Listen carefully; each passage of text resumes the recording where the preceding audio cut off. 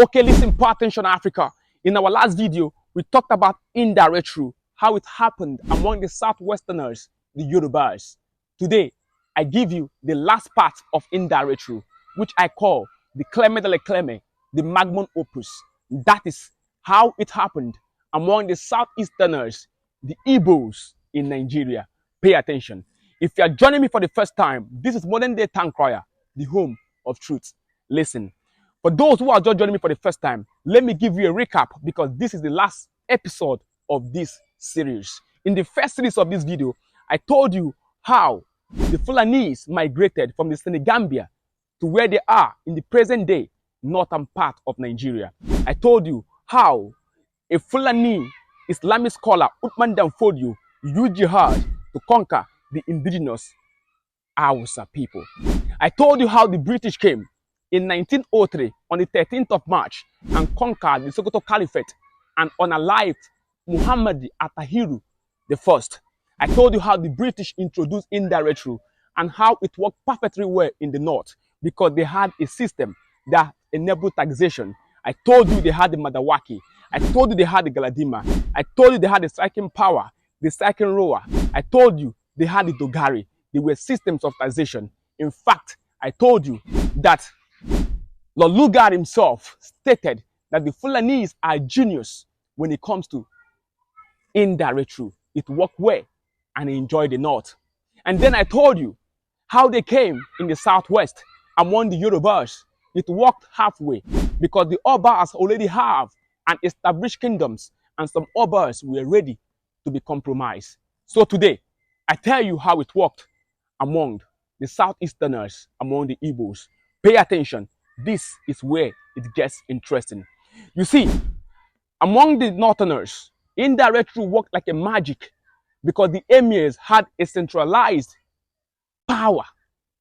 Among the Yorubas, the Southwesterners, it worked halfway because the Obas had established kingdoms and some of them were ready to be compromised. So it worked halfway. In the Southeast, the Igbos looked the British in the eye and said, "Not here." Pay attention. Let me bring it how you understand if you are joining me for the first time. You see, in the early 1900s, when the British came to colonize what is known today as Nigeria, they introduced a system. But it's pertinent and imperative for you to know that before they introduced this system known as indirect rule, they had already practiced it in India and Uganda. It worked perfectly well. And now they brought it to Nigeria. The system is simple. They rule through a ruler, okay? Not a direct control. Perfect system, cheap and easy to control. And what is the system? Find the ruler, give him authority, and let him govern the people on behalf of the British power. So your ruler rules you on behalf of the Queen in Britain. Now what happened? When they came to the southeast, unlike what they have seen in other places where they had a king that they identify and rule through, there was no central head to control the Igbos. Most times, people misquote the Igbo adage that says Igbo enweze, meaning that Igbo had no king. But that is not what that statement means figuratively. It means there was no central head to hold accountable because the Igbos practiced an archifilial society. Power was shared among the people. Power and authority was shared among the council of elders. The Igbos believed in collective decision making, and whenever you impose a central head to make decisions for them, the Igbos see it as an insult because they believe that every man should make decision that is best for him and best for the good of the entire community. So this suffocated indirect rule. So when the British came, they found a system. And what is that system? An archifederal society. The Igbos had the Okpara, they had the Ofo title holders, they had the Ozo title holders, they had the Ezemo, they had the 8th grade, which represented as the army, they had the Umuada, a powerful group of women that made decisions in society. And that is debunk the fact that Igbos suppresses women. No, women are given power and opinion and a say in the Igbo society. So don't listen to the people who think they are teaching you feminism. No, the African society has always empowered women. That's a topic for another day. Now listen, when the British came, they discovered the Okpara, the person that the people respected. And so they brought him and said, you will tell the people that they will pay taxes. The Okpara said, they will not listen to me. If I tell them to pay taxes, they will tell me to your tent, O Okpara, because these people have a mind of their own. They don't believe that an individual should be superimposed among the people. The British were so surprised. Who are these people that we cannot hold using the indirect rule? But the British, being British, always do what made them British. And what is that? They created authority and power from the thin air, and they call them warrant chiefs. So local people call them Kotoma. They gave them weapons and wore them uniform and used them to collect taxations. And that was how the system was superimposed among the people. But something happened. In the 1920s, the warrant chiefs became so powerful. They began to collect unfair taxes from the people. They began to abuse their powers. And here is the cracker. In 1929, a group of Aba women started a protest called Aba Women Protest. Some people call it Aba Women Riot, but that is a derogatory statement. It is never a riot. It's a protest, a war. The women rose and said, you will not impose unfair taxes on us as you intend to do on our husband.